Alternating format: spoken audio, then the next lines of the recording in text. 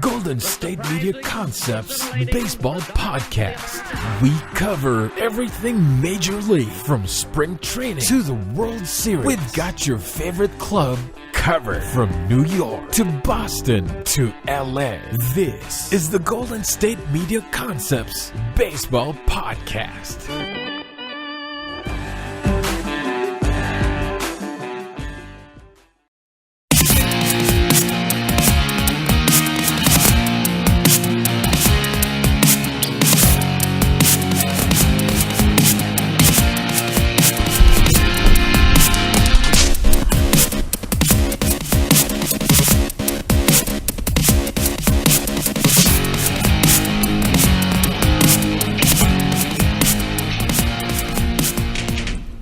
And we're back for another episode of the Golden State Media Concepts Baseball Podcast, where we discuss everything in Major League Baseball. It is January 18, 2017, episode 45. As always, I'm Jeremiah. My name is Ben. And we actually have a lot to talk about today. Probably the most action-packed show we ever get in January.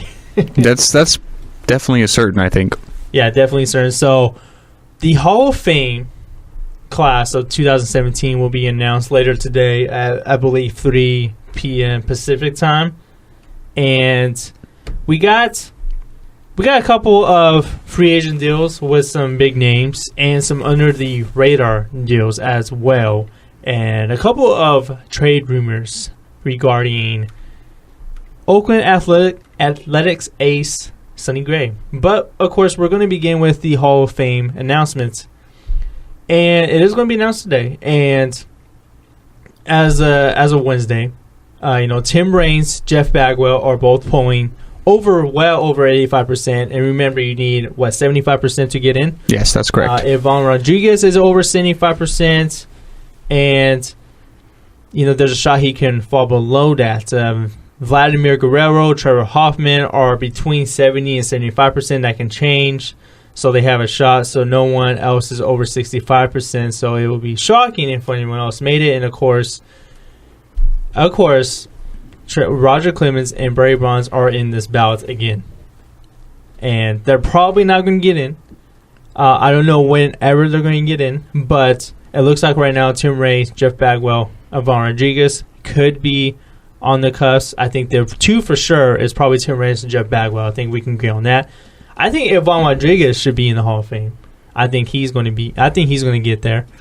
And as far as Vladimir, I don't know. I can maybe see next year. I wouldn't be surprised if he got in, but if he does not get in this year, I think he can get in next year. Trevor Hoffman, I think, could get in. He did have the most career saves at one point. He did before Mariano Rivera broke that. So, What do you think about this, Ben? Do you think all those names I just mentioned are going to get in? Raines and Bagwell are pretty much certain. Mm-hmm. Hoffman's on the cusp. He should get in. The only question mark about him is he hasn't thrown 1,000 innings in his career, which, the guy's a closer. He's not out there throwing more than an inning every single time out. So he's not going to have a whole lot of innings pitched. So he might have to wait an extra year, which I don't think is probably deserved. But as far as Ivan Rodriguez, Pudge, and Vladimir Guerrero, I think they're both Hall of Famers. This is their first year of eligibility, so they might have to wait a little bit. Maybe not this year, but next year for certain. Ivan Rodriguez, definitely one of the more balanced catchers of all time.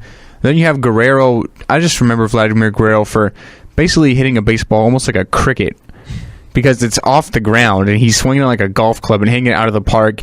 He's got that cannon out there in right field that he always had with the Angels, the Expos at the start of his career. And then you obviously talked about it, Jeremiah, the steroid guys. You have Bonds, Clemens, a lot of other ones as well. And for me, a guy who may not get in there this year is Curt Schilling.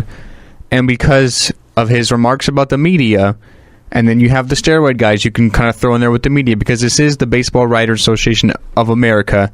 They are the ones who cast these votes. So it is the media members who vote these guys in or not. Yeah. So you're kind of having to please them regardless of how you did on the field. Think about football. Terrell Owens is not in the Hall of Fame yet because of how he handled the media and his remarks about teammates. Not because of his play on the field. You have the same thing here with Curt Schilling. Last couple of years, wasn't really the nicest person when he was on the broadcast teams. No, and not only that, he did have some very controversial political views. His political views have been very conservative, and that may play a part on his Hall of Fame, chances. And don't get me wrong, Curt Schilling was a heck of a pitcher with the Boston Red Sox. Of course, you can, if you're just going to talk about his baseball career alone, and I'm talking about Curt Schilling, there's no doubt in my mind that he's a Hall of Famer based on his baseball career. But I do think the fact that his political views kind of pretty much got him fired at ESPN, they pretty much did, I think that's going to be taken into account. And it's a shame because, well, it's not a shame because of his political views, it's a shame because they're not considering just his baseball career. And I understand that he won't get in because of his views. And I'm not saying I agree or disagree with Curt Schilling's political views. I'm just saying that I think it's best to just focus on the baseball career. Just like you said it, Ben, with Terrell Owens, I do think, with the NFL Hall of Fame or Pro Football Hall of Fame, as they call it, his off-the-field antics may hurt him, what he did, and it might subtract what he did on the field. So you can kind of take Curt Schilling, so to speak, in the same way. And, of course, Barry Bonds, Roger Clemens. I think it's going to be a while before they get in the Hall of Fame because I know Barry Bonds has been one of those polarizing figures in baseball, so is Roger Clemens. And it's tough to say that they're going to be Hall of Famers.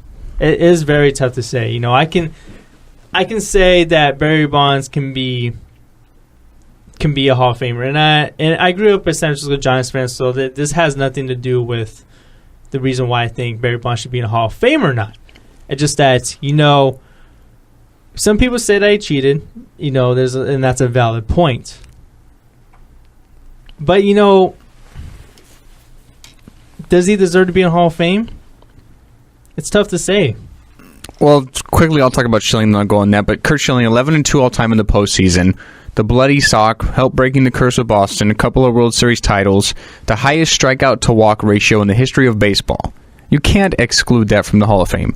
But he's hovering at about 50% right now, so he's not going to get in. He's actually down from last year, so it doesn't really bode well for him. So now you switch over to the steroid guys.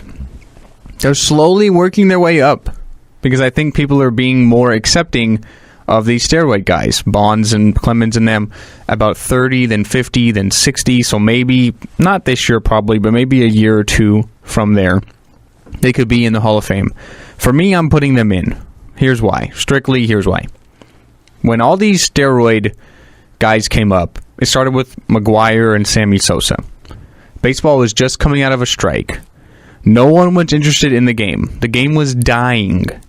What happened? Mark McGwire and Sammy Sosa started hitting home runs. Baseball knew these guys were taking steroids. You can't tell me they did not know that they were taking steroids.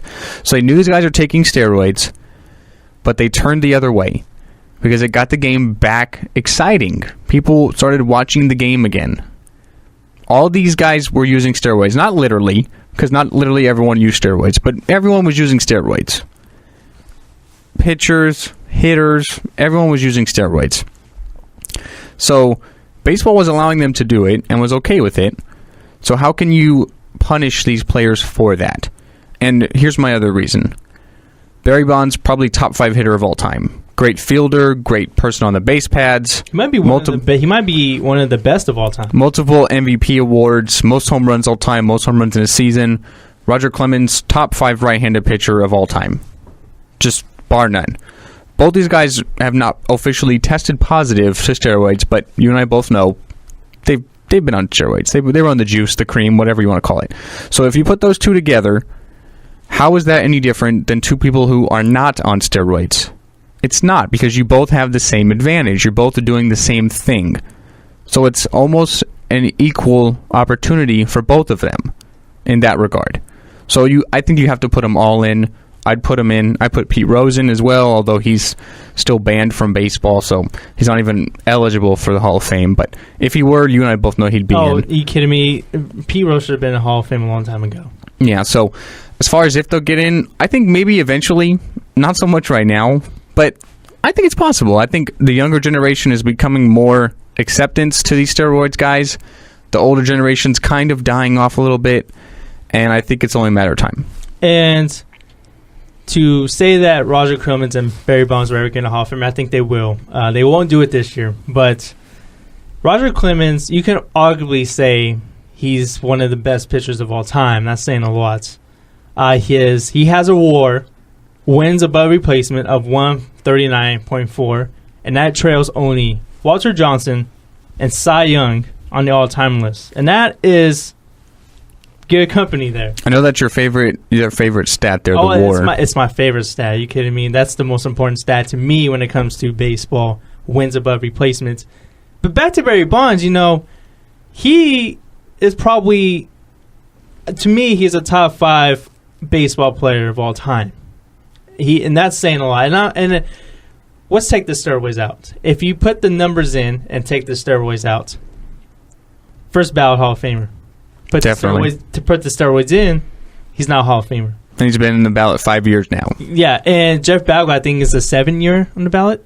So if Jeff Bagwell is going to be in the Hall of Fame in 7 years, there's still a chance that these guys can be in there. But, Barry Bonds has 7 MVPs, 12 Silver Sluggers, 8 Gold Gloves, 14-time All-Star. Of course, everyone knows he is the home run king, even though some people put an asterisk on there. He has the most walks because, remember, he had a lot of intentional walks, too. He had the single-season records for on-base percentage, slugging, OPS, home runs, walks. He did all that in this single season. And I remember his single-season record of home runs, and that was something to say. And I think these guys are going to get in. And like you said, they haven't actually tested positive for steroids, and I think that's the only thing that they have. But of course, you can make a case against him. But the thing is, there's a lot of pros and a lot of cons. So which one weighs more? Does the pros weigh more on these players, or does the cons weigh more on these players? And it looks like as of now, they have a lot more cons than pros, and I think that's why it will be a while to get into Hall of Fame. And the younger generation does have, we're part of a more different, we grew up in a different type of culture than a lot of these baseball writers have. Ben and I, we're in our early to mid 20s here, and there's a lot of things that we grew up around that our parents and their parents and I grew up around. So I think that's the reason why I think they will get in eventually. But as of right now, yeah, they will not. I agree with you, buddy. I think it'll take a little bit of time. All right, well, we're going to take our first break, and we're going to get into some free agent signing deals. We have a couple big names that signed some deals, and one that was left on the market for practically forever. We'll talk about that when we get back to the Going to Me Concepts Baseball Podcast. Tired of searching the vast jungle of podcasts? Now listen close and hear this out. There's a podcast network that covers just about everything that you've been searching. Hey! The Golden State Media Concepts Podcast Network is here. Nothing less than a podcast bliss with endless hours of podcast coverage. From news, sports, music, fashion, cooking, entertainment, fantasy, football, and so much more. So stop lurking around and go straight out to the Golden State Media Concepts Podcast Network. Guaranteed to fill that podcast itch. Whatever it may be. Visit us at www.gsmcpodcast.com. Follow us on Facebook and Twitter, and download us on iTunes, SoundCloud, and Google Play.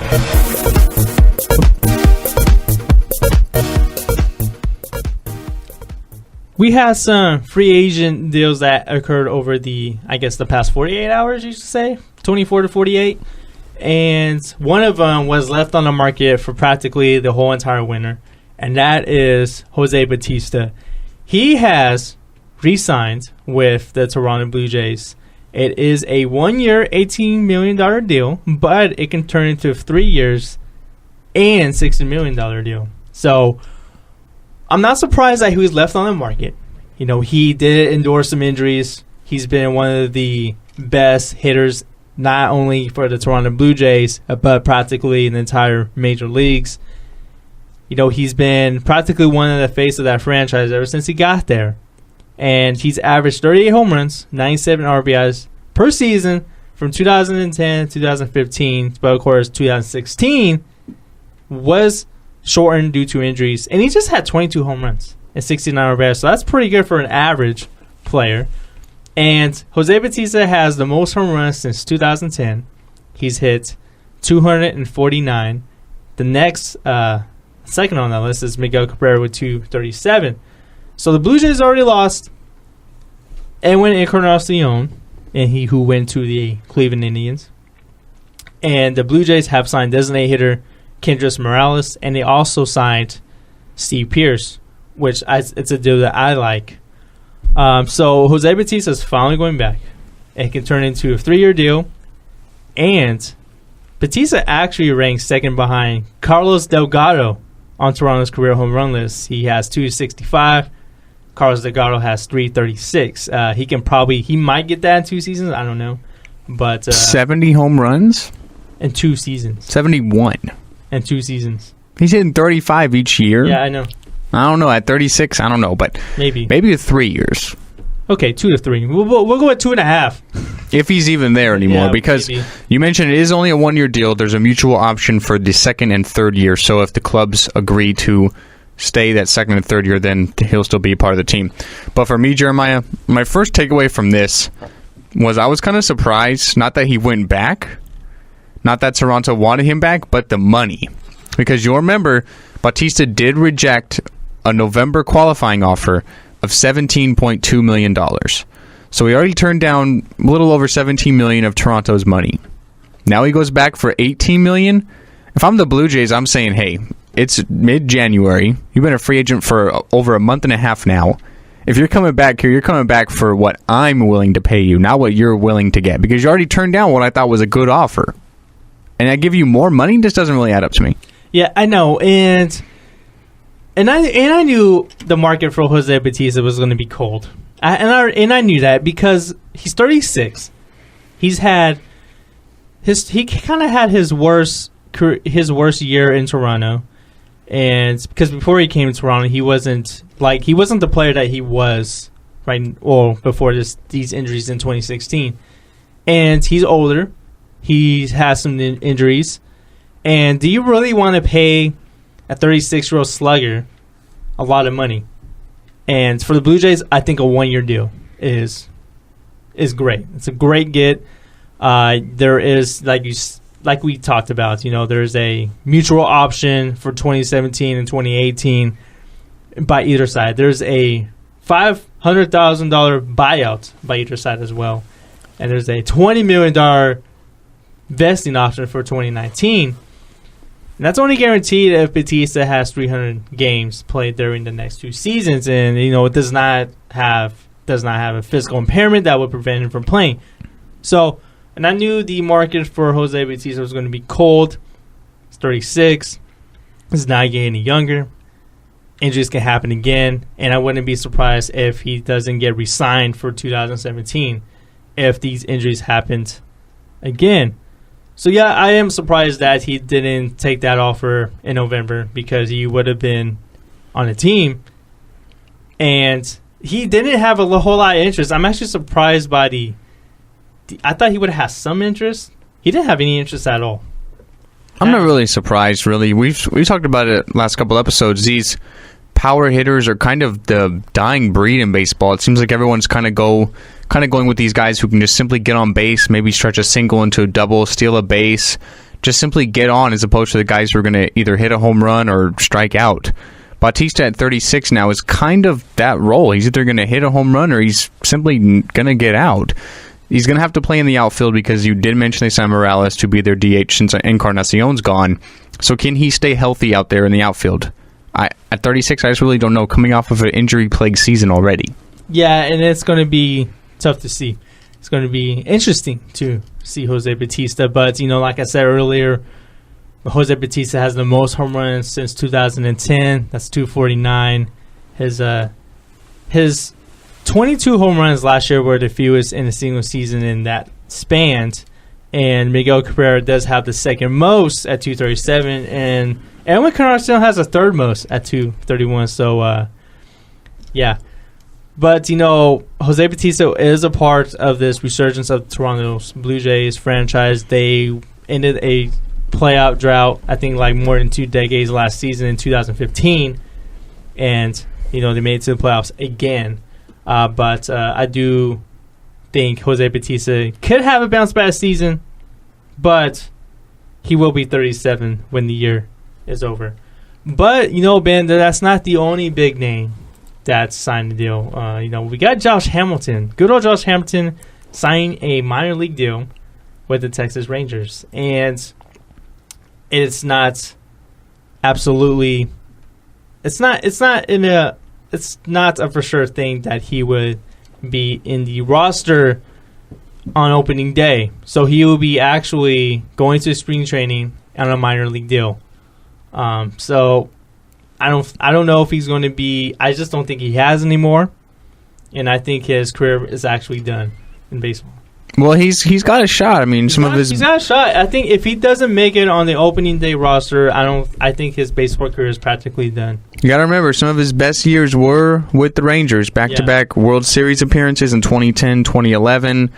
He signed that monster contract with the Angels and kind of just cashed out, and now he's got a shot, but I'm with you, man. I can't trust him. He can't stay healthy. He has the off-the-field concerns. The guy's kind of needed help recently.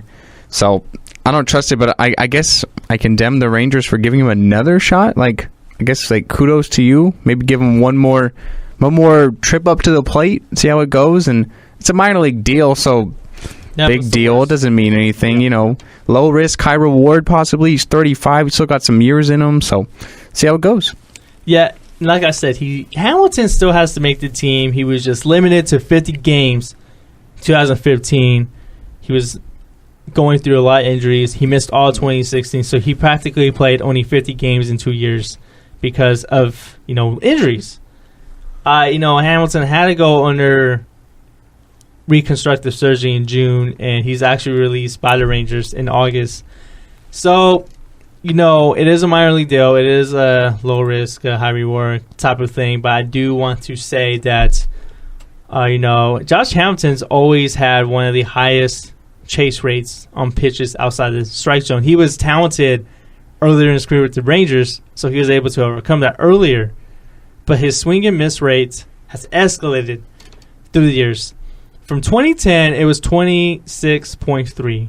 Fast forward to 2015, 36.2. And that's not even the highest. The highest was 38.1 in 2014. So, he hasn't improved upon that. And when you're not as talented as you used to be, of course, your biggest faults are going to come back to haunt you.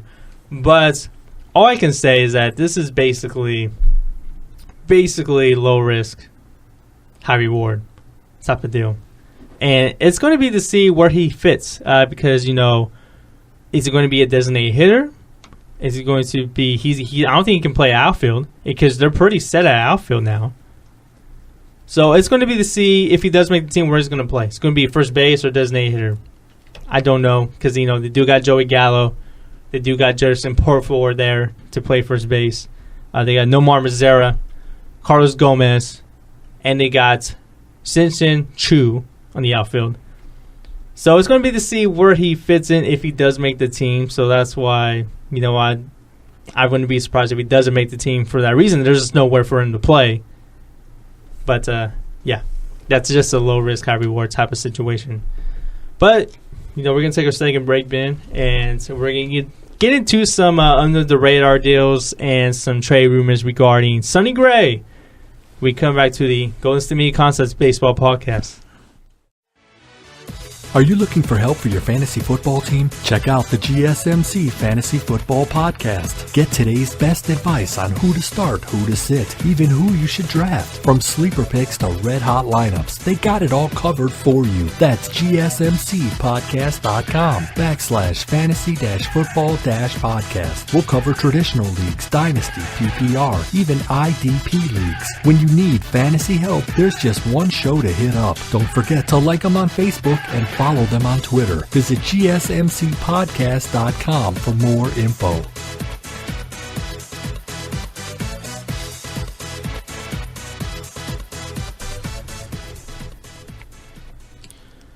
Well, to end the show today, we're going to talk about some under-the-radar deals in Major League, and we're also going to get into some trade rumors of Sonny Gray. But first, let's get into these deals that occurred over the past week. Michael Saunders, who had a career year with the Blue Jays, he hit 24 home runs, signed with the Philadelphia Phillies, or at least agreed to a deal with the Phillies. It is a one-year contract for $9 million. I do like this for Michael Saunders, but I'm not sure if he is a good fit for the Phillies. You know, the Phillies do have some young talent in the pitching rotation, but they're not a team that's ready to win now. But who knows? You know, he does add some really good. He's a good bat to add in the lineup. You know, he's 30 years old. He had a career year with 24 home runs. Because remember, Michael Saunders was a top prospect, but you know he went through a lot of injuries early in his career, and he's finally overcome that. He had a heck of a first half. He was batting .298 when he won the All-Star vote final spot. So remember, he was an All-Star, but his average slumped to .253 by the end of the season, and he finished with 124 hits and 57 RBIs in 140 games. So it was a tale of two halves for Michael Saunders.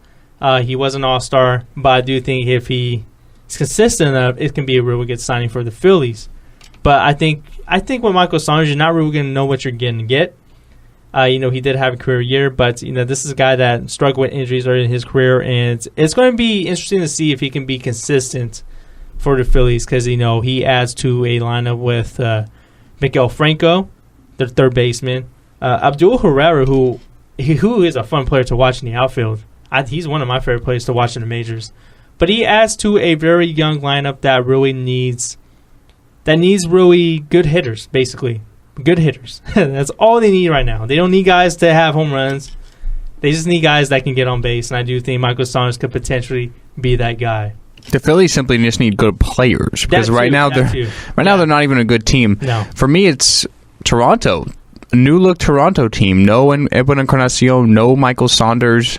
You bring in Steve Pearce, as you mentioned, Kendry Morales, but you do bring back Jose Bautista. So kind of a new look Toronto team. But they still got Josh Donaldson. Right. So it's not completely new. And perhaps Saunders, maybe in his home country of Canada, was playing really well.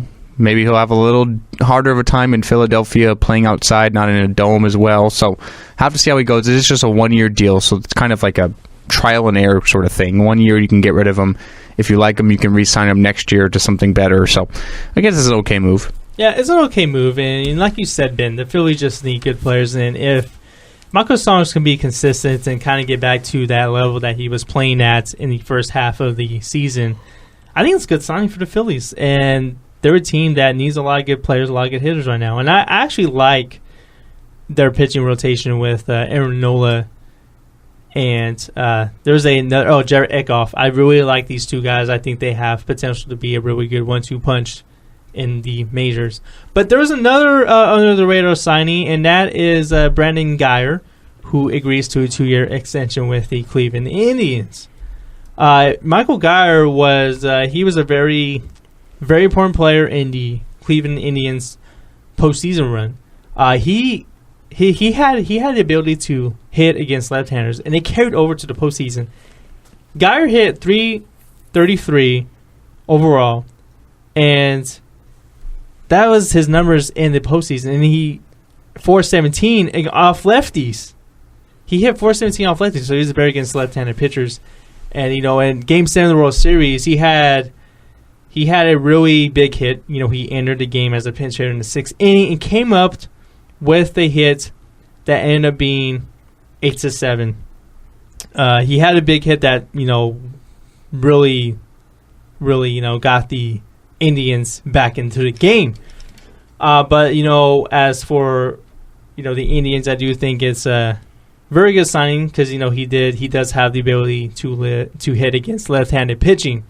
So for that reason, I do like this deal for the Indians. Yeah, they brought him in on August 1st from Tampa Bay. Did really good down the stretch for them. Helped them go to the World Series, almost win it. So I guess when you can just keep that core strength part of your team that did so well for you last year is a good idea. So I like the move as well. Yeah, and, the Indians do come in. I think they're heavy favorites to win their divisions, and they can potentially be a World Series contender again. But, man, I cannot wait till we do division previews. We're gonna probably start doing in February? Yeah, next couple of weeks we'll have to start looking at divisions in particular. I can't believe it's January, so we're literally 2 months away from spring training. Okay. And to end the show, we're going to talk about a trade rumor regarding Sonny Gray.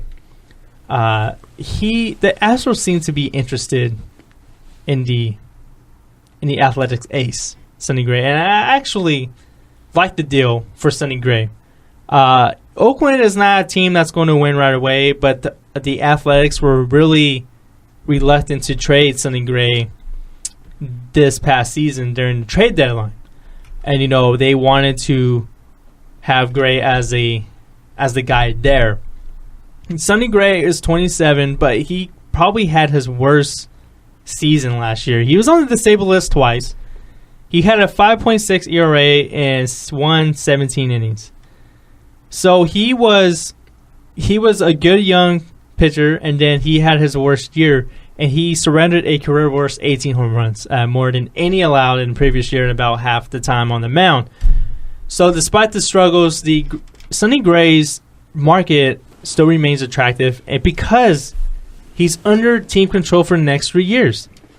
And this is the A's. They simply just do not hold on to talent. Mm-hmm. As much as I hate to say it, Billy Beane just simply cannot afford what other teams can. Whether it be Jason Giambi back in the day, Matt Holliday recently, Sonny Gray's probably next. I mean, they just simply cannot afford to hold on to talent. They simply get what they can and then get young prospects and start over again. So I wouldn't be surprised if this happened. Gray's still young, 27, dealing with some injuries, which for pitchers is probably the hardest thing to overcome, is an injured pitcher, especially a starting pitcher, because they're going to have to throw the ball all the time. But he's shown really, really good stats before when he was with Oakland. He's their ace. He's got a career ERA of 3.4, so that's not terrible. It's pretty good. So, and you put him with Dallas Keuchel and the Astros team, that could be nice. Yeah, he doesn't have to be the ace of the staff, and that's the thing for Sonny Gray. See, for Sonny Gray, he is the ace of the Oakland athletic staff. If he goes to Astros, he's probably the third best pitcher on that team. So I do like the deal for both sides if it does happen. I have to say, if I'm Billy Beane, I would say do it. Get some prospects, try to rebuild that farm system, and it wouldn't be surprising to see. Because remember, the Athletics really don't hold on to talent, like you said, Ben. I remember when they traded for John Lester in exchange for Yoenis Cespedes, and that didn't work out for them. It worked out for Cespedes, but it didn't work out for the A's as well, because they literally were one and done in the playoffs that year. But, I think it could happen, but I wouldn't be surprised if the A's are reluctant to trade, because this is the guy they don't want to trade. But we're going to conclude the show, and I think it was a great show, Ben. Always is. Yeah, but, of course, come back next week. The Hall of Fame will be announced, so that will be talked about, and a lot of other things that occur throughout the week of baseball. But I'd like to thank you guys for tuning into the Going to Media Concepts Baseball Podcast. As always, I'm Jeremiah. My name is Ben. And you guys have a great week.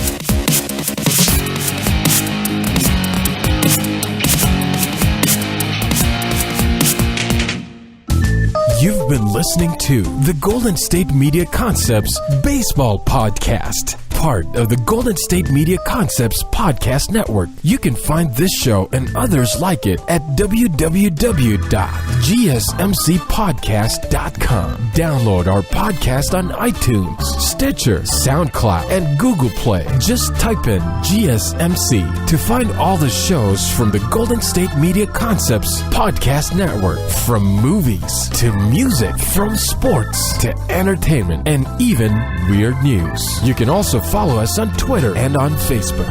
Thank you, and we hope you have enjoyed today's program.